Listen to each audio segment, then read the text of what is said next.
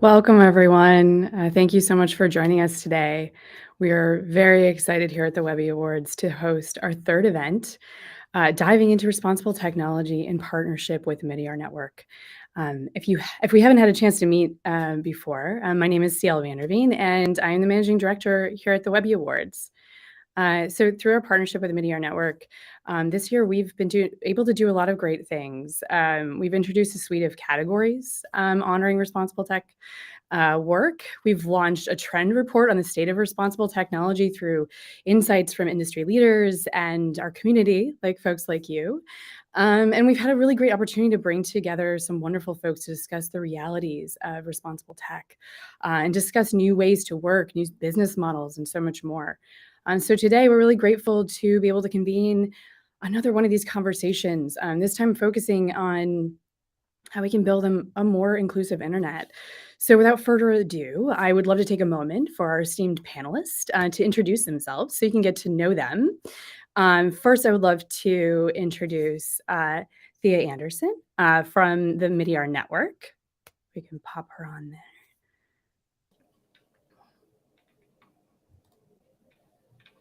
Well, we're waiting for Thea. Why don't we pop over to Priscilla Adjaman? There's Priscilla. Thank you. Hi, Priscilla. Can you give folks just a little bit of download on who you are and sort of what you're working on?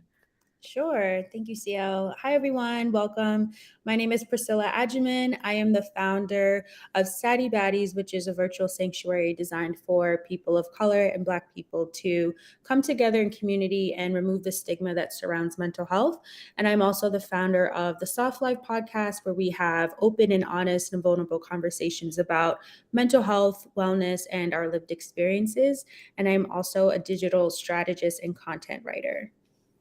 Great. Thank you, Priscilla. So glad to have you here. We've been able to have some great conversations before, and so I'm looking forward to your perspective on the topic today. And then I would love to have Angelo Carino join us. Hi, Angelo. Angelo's from Google. Can you give us just a little download on, what you're working on and who you are?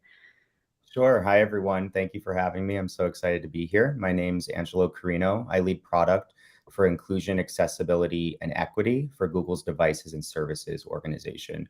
So we explore the intersection of inclusive design and innovation. Some of the most impactful programs that you might have seen recently is Real Tone, which came to life at the Super Bowl Lizzo commercial last year. That's the ability for Google Pixel's camera to capture skin tones of all people beautifully and authentically. And Guided Frame and Google Lookout, which offer assistive vision for blind and low vision users, to name a few. And I'll talk about some of these things today. But prior to Google, I worked at Amazon Devices, leading some of their new product initiatives and moonshot tech investments in a variety of areas aimed at really revolutionizing people's access to fundamental needs. It's wonderful.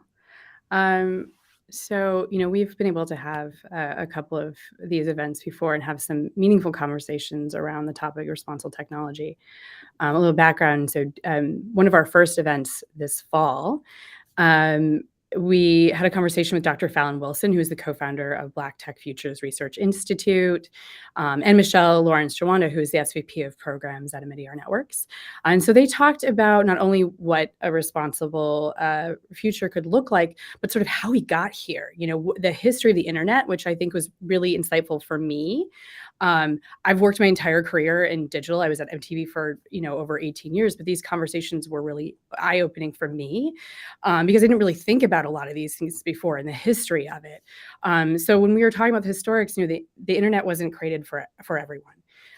There are whole communities of people who have historically not had access to the internet. It wasn't made for them. So it felt important to us, to me, as we look to the future, that we try to inspire new thinking and change, that we have this conversation focused on building a more inclusive internet.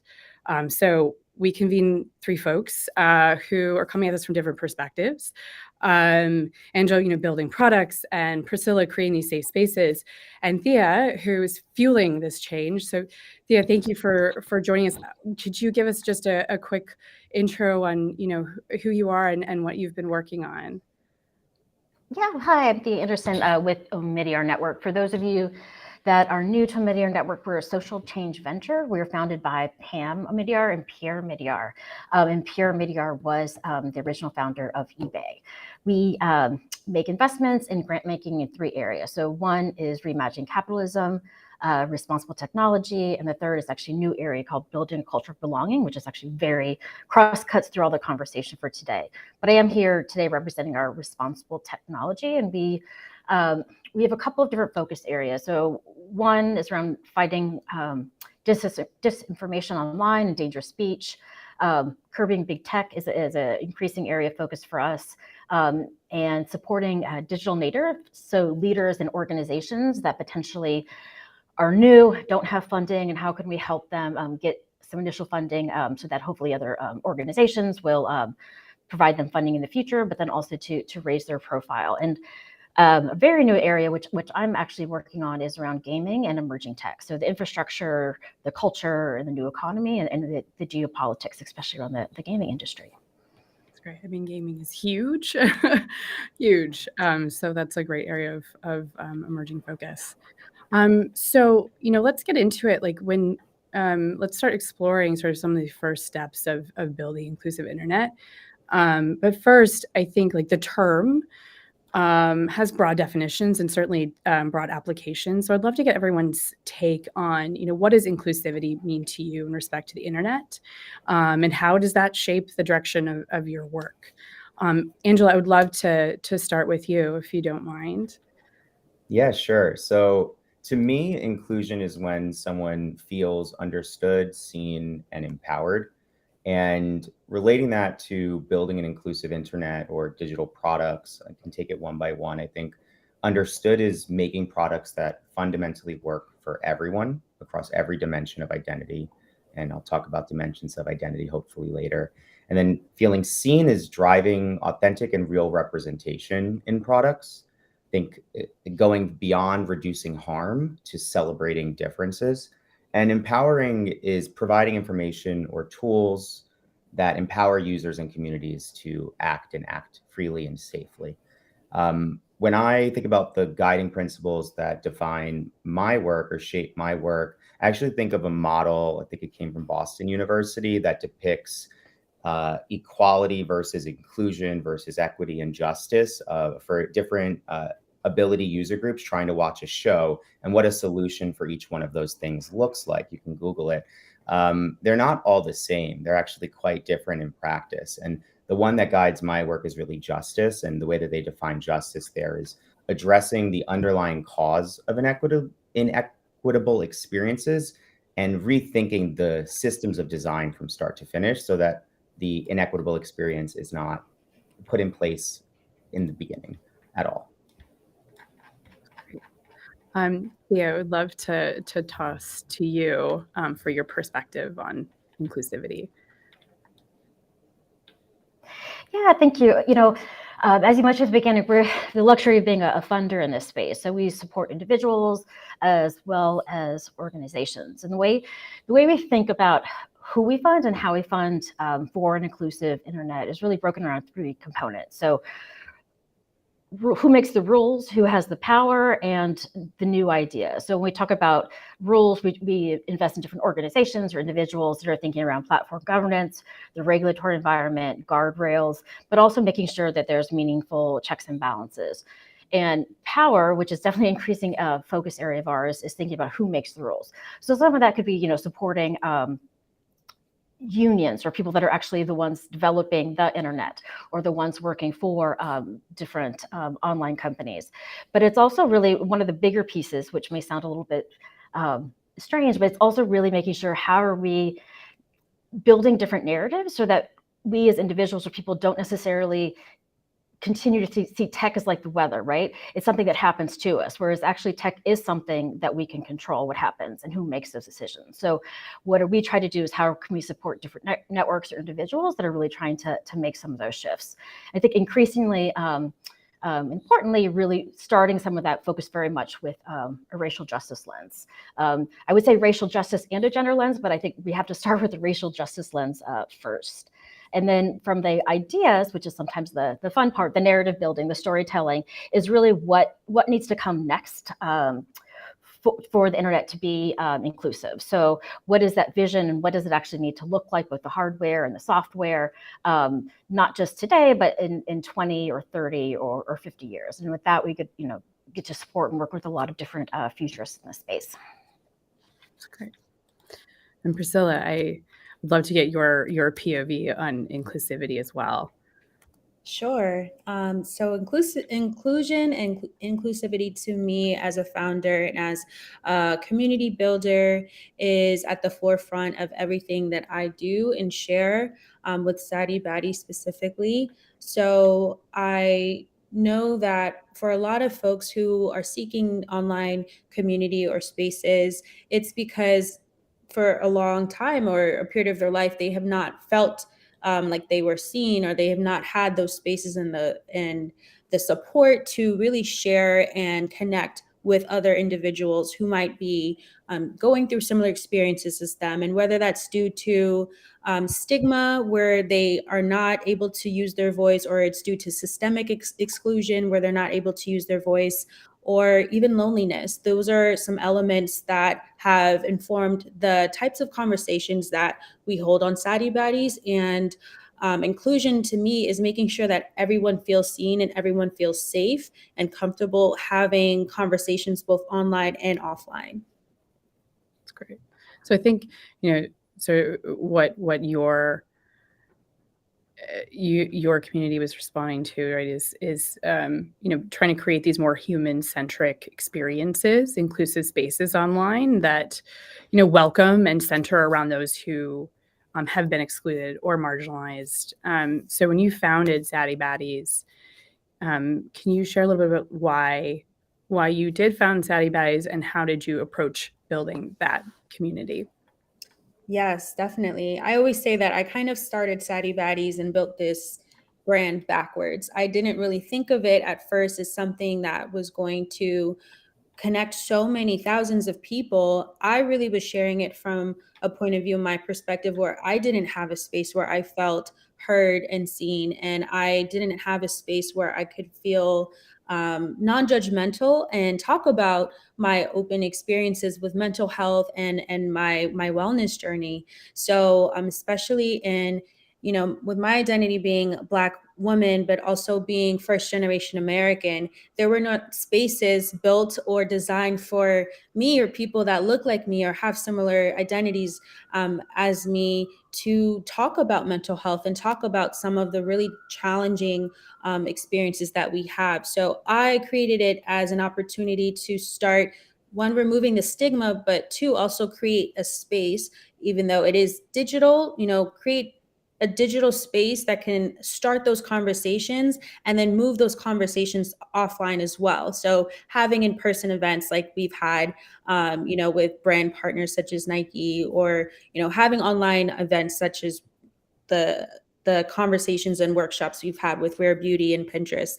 These are the types of experiences and spaces that we've created online and offline to help support people in their journey to feeling connected and feeling seen, and having the support they need to, have their well-being experienced in the best way possible, both online and offline.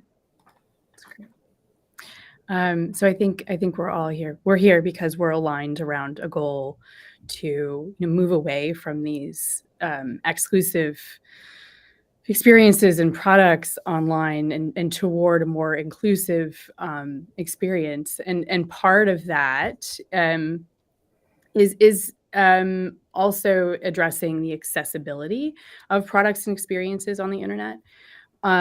So Angelo and Thea, I would definitely love your perspective on this around accessibility. As I think it should be a part of a more holistic approach to inclusivity. Do you consider accessibility to be a part of your approach? And how do you approach accessibility? Angelo, would you love to take this one to start? Sure, yeah. So I think you said it correctly that accessibility is one part or dimension of inclusion. And at Google, we like to have identified a model to think through over 10 dimensions of identity that are a part of inclusion. And accessibility is one, race and ethnicity and gender and so on are others. But the idea is to take your kind of product user journeys. A user journey is the ability to take a photo or send an email or something like that, and run that experience through with each one of these groups to gauge whether or not the product works for that user group and works for everyone. You could think about like there's an unmet, it's concentric circles, right? Like an unmet need is at the smallest core. And then an accessible design is a UX framework that embeds in the ability for the experience to work accessibly to all ability needs. And then inclusive design goes one layer out from that, is the ability from a UX perspective and design perspective for the product to work for a variety of identities and needs like race, ethnicity, and gender as well. And then on top of that is just what we call product inclusion, is the methodology and frameworks and thought processes to build for everyone. So I think these are all subsets of one another. Accessibility is a really important dimension. I would say to do accessibility well, the community talks about nothing about us without us. That's a principle from accessibility, and that it essentially means to build alongside and with a broad and diverse community of testers that represent the user groups you want to build for, because it's really hard to realize your potential product failures or biases if you're not part of that community. An example is like UI for phones were historically like very right-handed, something very simple, but made for right-handed people because the majority of people building them were right-handed. And it's like just simple switch to move iconography to the left hand of the phone, so it's easier to access when you're holding it with one hand. And then centering marginalized voices throughout every phase of product creation is very important as well, because when you build nuanced experiences that solve really technically challenging problems, you actually benefit everybody. And we call that the curb cut effect. So that's something like building closed captioning technology was originally for deaf and hard of hearing users, but a lot of people like closed captioning technology because there are plenty of times when the situations around you are very loud and you want to leverage that. So when you talk about ability or disabilities, there's 1 billion people in the world that identify as, so 1 in 7 that self-identify as having an accessibility need. Then there's a group of people that have accessibility needs that have not been identified. There are allies that live with people that have accessibility needs, like the parents of a blind child or a low vision child that then need to have accessibility solutions in their life. And then everybody at some point in their life experiences a temporary disability. That's, you could break your arm, you can get glaucoma over the age of 45, your eyes start to deteriorate. So when we talk about designing for accessibility, I really believe that it is designing for everybody at some point in their lives. And I would just say one last thing on this is we brought up like legal compliance. There are legal and compliant and regulatory bodies that look over like what accessibility design looks like. It's really built around like bare minimum requirements for basic needs for those user individuals.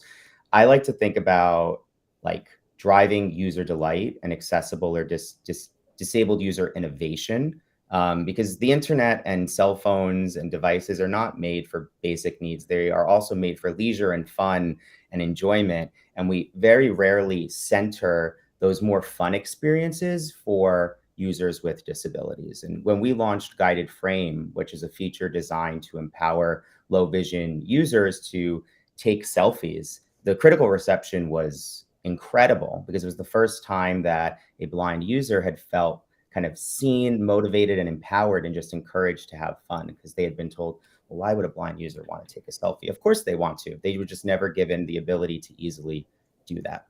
That's great.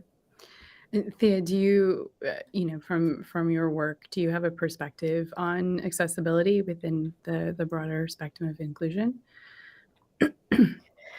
Yeah, definitely. I mean, a couple of points. So definitely agree with what's been said. And I think maybe adding to that is just thinking around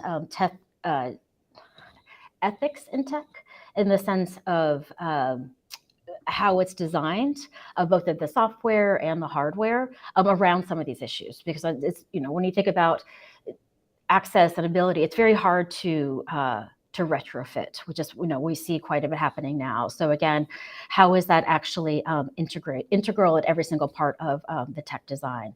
So I think that just as a core level, but different areas that we're also, thinking specifically around abilities and disabilities as well. Again, how are we thinking about those core to the design, not necessarily pushed aside as, for example, a CSR, or specifically only thought of as like tech for good, which is important, but again, it needs to be integral. So for example, going back to a gaming example, there's lots of different individuals or consultants that potentially are blind and actually are hired by companies specifically to stress test different gaming, so that again, everyone who wants to use it can use it. And I think even within that, also, making sure that there's stronger representation in some of those platforms of, different individuals with different abilities as well. So those are some of the, I think, bare minimum that I think needs to be in place. I think two other areas is also just, to have access and want to access is also thinking around, do you feel safe online? And also just recognizing so much of what our lives online are now shifting offline. So for example, one of the organizations that we support is called Feminist Frequency, and works really towards like culture shifts in the gaming industry with specific companies, but then also with different gaming communities directly. So especially through a hotline, but then also guidance if people are targeted offline. And I think that's increasingly needed, especially for women, people of color, and I would say increasingly, sadly, on a day by day, of different trans communities, as we're seeing a lot of hostility, obviously, across the US. So again, there needs to be different guardrails in place, and it's the responsibility really across the sector that they're in space, but then also recognizing and supporting different organizations that are actually looking to find solutions. So that's one piece. And I think just another piece is also going back to who's actually designing in the first place. So, one of the areas that we're supporting, and thankfully a lot of other foundations are as well, is just recognizing that, who's actually designing, let's say, Web3 or AI. Right now, it's going to be the same people that potentially funded previous versions. So, one of the things that we're trying to do is get much smarter and around supporting historically Black colleges and universities, especially in AI and in different types of technology. Again, looking at the hardware, but on different types of technologies that are going to be used in the future. So to make sure who's actually designing them is really at the core, not just assuming that somehow everything will be designed for all. Right. Yeah, the teams that make them are just as important as the people you're making them for. That makes sense. Great. So, I mean, Priscilla, you built this community, maybe not intentionally in the beginning, but now definitely with this, you're serving a group of people who have these lived experiences and needs. In your opinion, what's the best way for people to make sure that they're accomplishing, serving those needs of people's lived experiences? That's a great question. What comes to mind is really framing everything in mind with the people that are on the other end of the screen. I always, think about, whenever I share a post or I share a podcast episode, it's not just the numbers or it's not the algorithm. It's truly the people that are going to be taking this on their morning walk or making this part of the routine, or checking in and seeing how this can help them or apply to their day to day, and kind of remembering who the people are behind that screen. And one way that I focus on this is through language, and the language that we use on Sadie Baddies is always coming from a place of open-mindedness, of curiosity, rather than definitive this or that, or creating things in a very binary way, and also just being inclusive with the type of language we use and being mindful of the queer community that's a part of Sadie Baddies, of the disabled community that's part of Sadie Baddies, that the chronically ill people who come and look for ways to find connection and deepen their connections with each other on the Sadie Baddies platform. So language has always been something that's really important and central, and also taking in and unpacking some of that language that's used in typically the mental health space or even clinical spaces. I do have a background in healthcare and in clinical research, so I'm familiar with some of these terms, but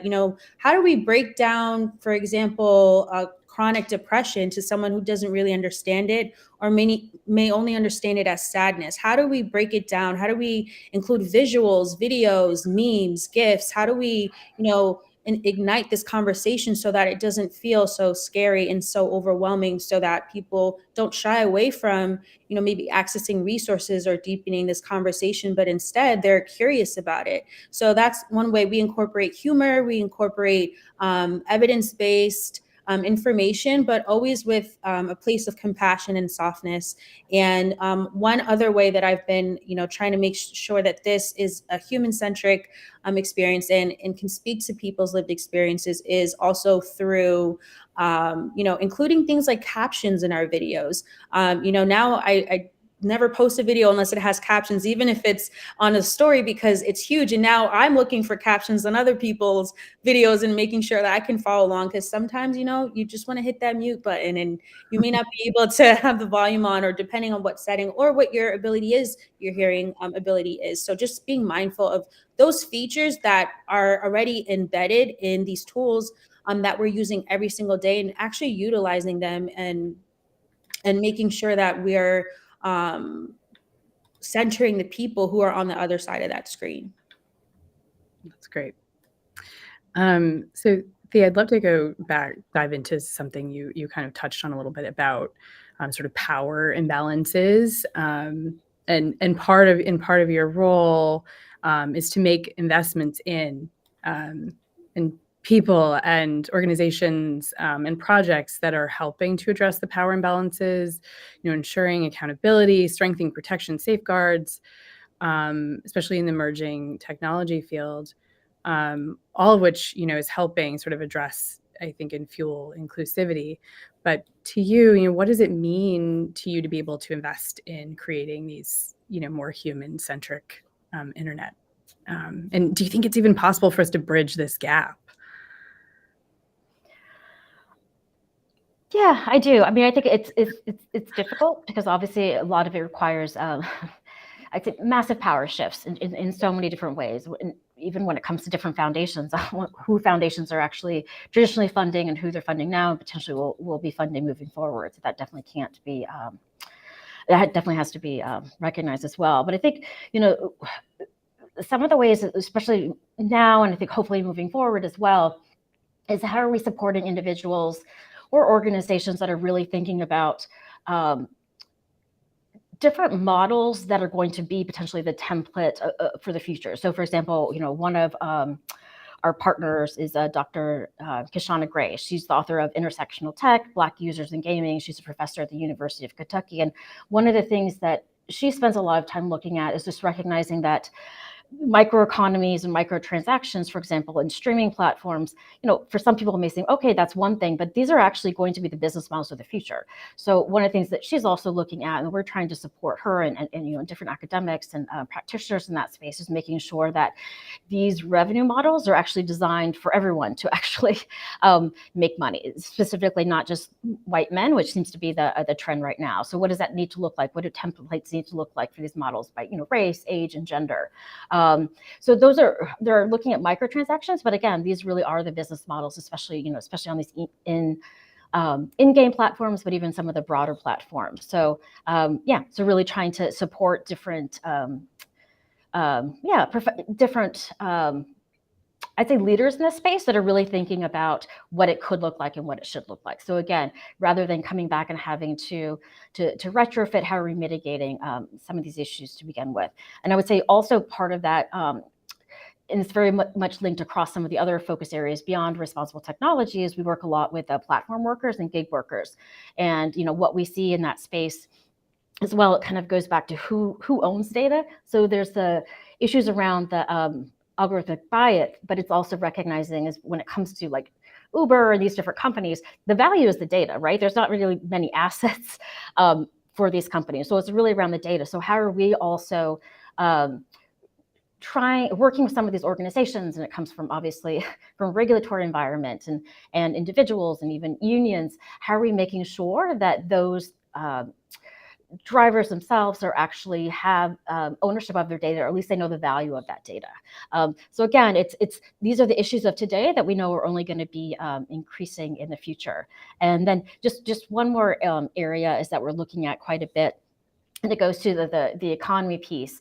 It's just recognizing that all of our online presence more and more is being bought and sold by different data brokers. So we've gotten very engaged, especially in the past year, of supporting especially different grassroots organizations that are really that are able to share how this is actually impacting them. So for example, what we see a lot of times is personal data that's used online, whether that's paying bills or potentially credit scores is being bought and sold, and that's having it's often sold potentially to police departments, it's being sold to Homeland Security and all these different areas. And so that has a longer term impact, which again, a little bit goes back to the access, is that you don't necessarily want to be online, which even though you need to be, because you're not really sure necessarily where your data is going into. So again, so we're kind of looking at some of these issues through very different lens when we think about like human centric. So it's around access, but also around what is the long-term implications of your online presence. That's great.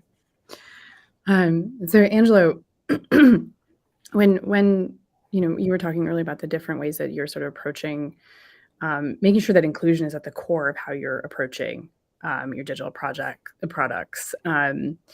What's your advice? Like, how do we decenter ourselves and our own lived experiences, which are not necessarily everybody's, when we're creating these digital experiences to help move toward a more universal approach? What's your advice? Yeah, this has come up in a few different answers, and Thea was talking about it a little bit as well, and I see questions coming from the community. I think having a end-to-end process to actually do checks and balances, make the right decisions across critical inflection points is the best way to implement this. I think when you do things at scale, build a process, it forces you to be intentional and diligent, and intelligent as well about rather than be kind of like off the cuff about how your decision making is going to be made. So at Google, we have a process. I can share what that is if it's helpful, but develop your own and stick to it and kind of help it scale. So the way that we're doing end-to-end product development testing that kind of centers most at-risk users is around 4 kind of key inflection moments in product development. So the first is ideation and user research. So bringing in diverse perspectives to ensure you're building not just for yourself or those that like you. And this is especially relevant when the teams building those products do not represent a broad swath of people. This was brought up as well. Can be very dangerous if you don't have a diverse team in the first place. So that's why ideation, bringing in others and testing, as well as the user research that you're doing, like don't do it in a bubble. Get yourself out of Silicon Valley or New York City or wherever you are and really go sit with the users, your users in a variety of areas and learn what their needs or gaps are and implement those solutions rather than the solutions you think you know about your user. And then the next step is around designing specifications and prototyping. So when you have technical specifications, it allows your engineering teams to break them down and attempt to technically implement them. But if they're not written correctly or written with a diverse or inclusive lens, then the solution does not get developed for a diverse and inclusive audience. And that tends to be where product development breaks, because the engineering talent is not the same as those that really understand the users and the user needs. So if we don't translate that well, the failure happens right at that juncture. And then you can also prototype to make sure that you are achieving that vision before you go to full scale.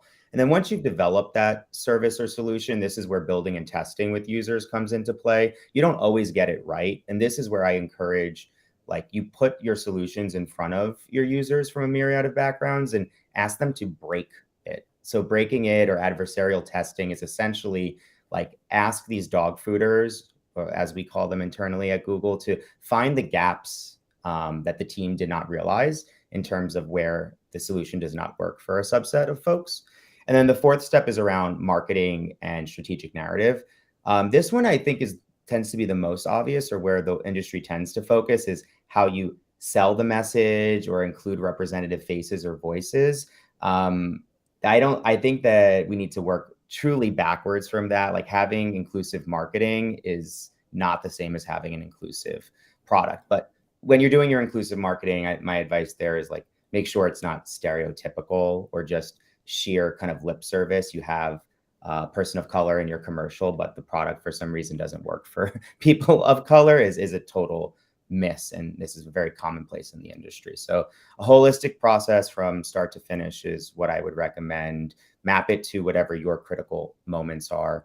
And we're really proud at Google. The way that we've launched this process best, I think, was with our Google Pixel camera, which has received kind of numerous mentions and awards for being one of the most inclusive cameras in the space, because it was designed even at the hardware and sensor level to work for people of all different skin tones, people backgrounds, and to establish equitable outcomes in the feature set. That's great.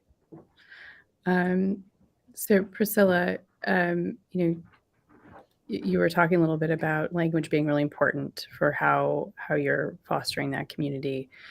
Do you have any tips for how you're able to, because you've been building this community for a few years now, how do you build this community with longevity? How do you continue to meet their needs? Because, the world is evolving, as are, I'm sure, the needs of your community. So how do you continue to make sure that you're meeting those needs? I would say definitely tapping into what the younger generation needs, what they're talking about. I'm fortunate enough to have hired my younger sister, who goes to Howard University. Her name is Angel, and she's our community manager. And she's amazing because not only is she a college student, she's a generation removed from me, and she really understands what is important, what do people want to talk about. And she has a certain perspective that, even though I'm 10 years removed from her, I appreciate that insight and that perspective that she shares. And she is able to help inform, some of the topics that we share, or the way that things are broken down. Or she might say, I think this is great, but let's add a little bit more humor into this, or let's focus on this conversation because this is what me and all my friends are talking about on campus right now. So Gen Z, to me, they are a lighthouse in a way of what we can look forward to in terms of building a sustainable community online and offline. I think that the younger generation is always going to be 10 steps ahead. I mean, the access of information that she has, my younger sister, or anyone that's in that generation, is tenfold what I had when I was that age. So looking to see what are the key, talking points, and how you can incorporate that into what you're already doing. You don't necessarily need to change your entire product or change what you're already working towards, but having younger people and having folks who can be a part of that conversation is going to allow you to look 10 years into the future and see, okay, this is what's going to stick and this is what's not going to stick. For example, one thing that we've had to kind of fighting nail and foot at the beginning, but I've been way more open and embraced it, is including more video content. I was definitely more of a long form. I love writing on the blog and updating that's kind of my bread and butter. I love the writing portion of creativity, but I had no choice but to adapt and include more video content. So being adaptable and understanding that you can still have, your message or what your core focus is, but including some of those elements that will help you to be more visible to other folks who might be outside of your target audience. To me, that is one of the best ways to stay not only relevant, but stay ahead of the curve in the future. And yeah, hire more young folks. They're brilliant. They know so much. They're so knowledgeable. And I'm learning a lot every day just by tuning in and tapping into what is actually relevant and how we can upgrade and adapt as we continue to grow this community. That's great. Thank you, Priscilla. I think that sort of taps into some of what I think other folks are saying about, bringing in the right people to be a part of these teams. And so, bringing in a younger generation can help you make sure that you're serving that part of your audience. So that's great. So I think we're at a time here where we should take some questions. I know we have some from the community and would love to be able to at least try to cover some of them before we call it. So let's see. The first one. It is it important for people building products and communities to audit their current best practices around inclusion and accessibility, and how would one do that? Angela or Thea, do you have any thoughts on this one that you'd like to respond?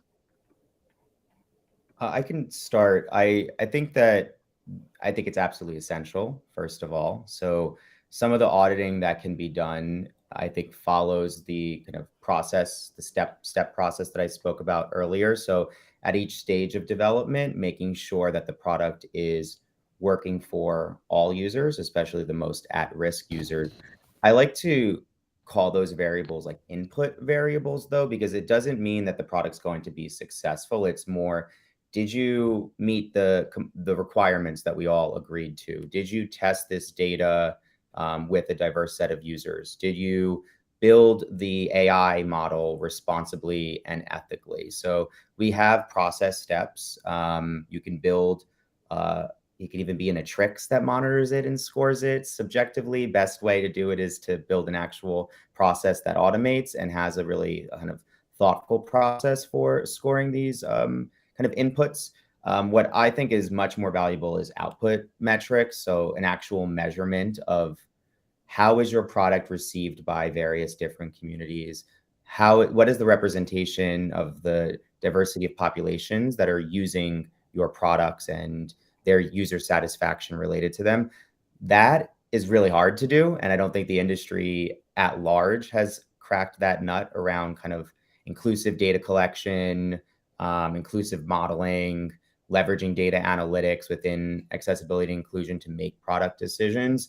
So that's something that I'm working on. I know a lot of industry leaders are working on. Would love to brainstorm solutions, but having a process to audit at least the inputs and make sure you're making the right decisions is essential. And then looking at output metrics so that we could just be smart business decision makers is where we'd like to be long term.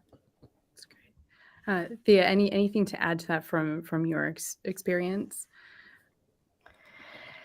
Yeah, no, I mean, totally agree. I mean, I think what's exciting is that, you think in the AI space, there's lots of new actual practical tools coming out, especially around AI space. So I think, as a funder, what we're trying to do, is fund different models. And again, not just funding them, but how are we actually supporting different organizations that are getting these out, to the general public. So I think one thing which may seem a little bit different is when you think about these different models, one of the areas we're really supporting more and more is around journalism and investigative journalists as well, so that they actually understand some of this technology, so that they also, when they're writing, when they're asking questions, they're asking the right questions around this as well, so that it's not just necessarily engineers, or it's not necessarily only academics that really understand what's happening behind the scenes.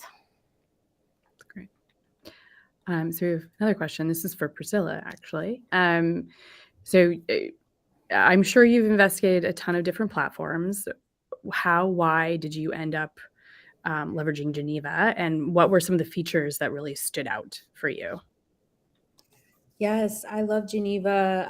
I've been a user of Geneva for the last couple years, and Geneva is, for those who don't know, has been quoted by the Washington Post, I believe, as Discord for hot people. So, I mean, I think that kind of sums up what it's about. But it's great. It's very user friendly. It's accessible, but we've created a private home in Geneva, and Sadi Baddies has over 1,800 members in our Geneva home alone. So these are, community members where we can have in-depth conversations that we may not be comfortable having necessarily maybe on Instagram or Twitter or other platforms. Geneva is really the home where we can have more in-depth conversations and also share more information. So there's different chat rooms. There's an audio only room that we use where we can have kind of just like almost like a voice note session with your friends. And instead of showing video, it's just audio only. So kind of like a mini podcast with folks. And it's become it's become a major tool for people from all over the country and also all over the world to connect on Geneva. And because of that, we've actually created several homes within our Geneva space to have, folks who are from living in London, or folks who are living in Brazil, or folks who are living all over the world, and they're able to network within these micro homes that we've created within our Sadi Baddies home. And I think the feature that I love the most about Geneva is that you can literally just show up as you are. There is no like timeline or feed really. It's really just removing that screen that I would say you can kind of feel when you're on other platforms, and it decentralizes the community. So it instead of it being one person like myself, the founder, facilitating these conversations, people are facilitating conversations amongst themselves. So it kind of removes the onus of having to delegate and start a conversation and moderate, and it allows people to have more intimate connections and opportunities to not only show up and be vulnerable, but to discover other homes and discover resources that may not be able to be shared as widely on other platforms. So yeah, definitely love Geneva, and happy to have partnered with them a few times. That's great. The home of hot people. So I think we have time for one last question. It is, what has COVID taught us about the tech gap when learning went online? So I think that's speaking to some of the historics around access to internet, I think. But I would, does anyone on the panel here have some thoughts on this question about anything that you learned through this experience of learning online? I can start. I can't answer it from a perspective of when learning went online, because I don't work in kind of the EDU space, but just the move from more kind of physical to digital across the world because of COVID. So retail booming online, whether it be at Amazon or through Google searches and advertising through Google. There's a few things. I think it really pronounced the digital divide. I wouldn't call them new learnings though, because I feel like we've known about this. It just pronounced them further, and it caused a bigger push to address them. So one is the digital divide. So that's the access to internet infrastructure, digital information, online tools between different geographies throughout the world, and needing to address that, because a solution developed for the United States does not work the same way as a solution developed for the emerging market, where there might be bandwidth constraints. So needing to build our products more inclusively to follow the trend for coming online across the world. So that was one big learning. And I think the other one is just around like really unpacking the diversity of our users across the world. So you think about what we saw very quickly is we weren't necessarily serving the right types of data back. So when you're used to building in a US-centric way, when someone searches bride gowns, you see like a beautiful traditional wedding dress and perhaps a white woman wearing that wedding dress. That's not the answer that billions of people are looking for. They might be looking for a sari or an Indian garb, other traditional garbs from Africa. So really understanding that the world is fueled by people with different needs, and making sure that our products are inclusively addressing their solutions, and then lend into like kind of, we call it the return on influence, the new ROI, which is the idea that these we call them emerging markets, but they tend to be the actual trendsetters for the zeitgeist of our generation. This is Gen Z, this is African American culture, LGBTQ culture. So they're not the minority in a way. They're actually the ones that are leading the way on new trends and new revenue opportunities. So we've quickly repositioned like our mental models to say, oh, US Latinos have $2 trillion in buying power, right? Like, why would we consider that a minority group rather than directly serve those users? And COVID has been absolutely terrible and awful in a lot of ways, but also unpacked a lot of great learnings for how to be more inclusive. So that was some of the good from that. That's great. Priscilla, anything from your perspective about, any new or just, double down on knowledge that you already had from that, when we went online during the beginning of COVID? Yeah, I mean, I could add, I think just building on some of the points that Priscilla had made, it's just, when you talk about Gen Z, we have a new area of funding that specifically just focuses on digital natives, which essentially is Gen Z. Just, I think part of it too was the recognition, I think maybe globally to some extent, about ultimately the power that Gen Z have, because so many have been only grown up online. And I think just recognizing that, so one, it's making sure that it's not performative. You don't, for example, like have a youth, for example, or a 20-year-old on a panel, or these different types of things. It actually needs to be integrated. So for example, how are, not only tech, but policies, all these different designed actually by Gen Z is so critical. So, for funder perspectives, like why aren't we supporting actually not organizations that work with or support, but actually Gen Z led organizations? And I think that oddly, because of COVID, I think that just became clearer and more apparent quite a bit during COVID. Yeah, I think actually, but on the flip side as well, and we've seen some successes recently in California and even in the UK. It's just, I think, online safety, I think, for youth, but I think children just became such, it's always been obviously an extremely important issue, but I think it just received much more a global notice. So I think too that again, oddly, I think moved forward, again, potentially different regulations or policies that maybe wouldn't have moved as quickly if everybody wasn't online for 2 years. That's great. Well, I think that's all we have time for today. But I want a big thank you to our panelists today, to Priscilla, Thea, and Angelo. Thank you so much for joining me and sharing your experience and your perspective. We're also very thankful to have our continued support from Omidyar Network on this partnership so we can do things like this. So to all of you folks who are watching, I hope that you can take this inspiration into your work and your life and move some of this into action. Because as the title of this event implies, it's up to us. So thanks for joining us today. We'll see you all on the internet. Have a great day. Thank you. Thank you. Bye.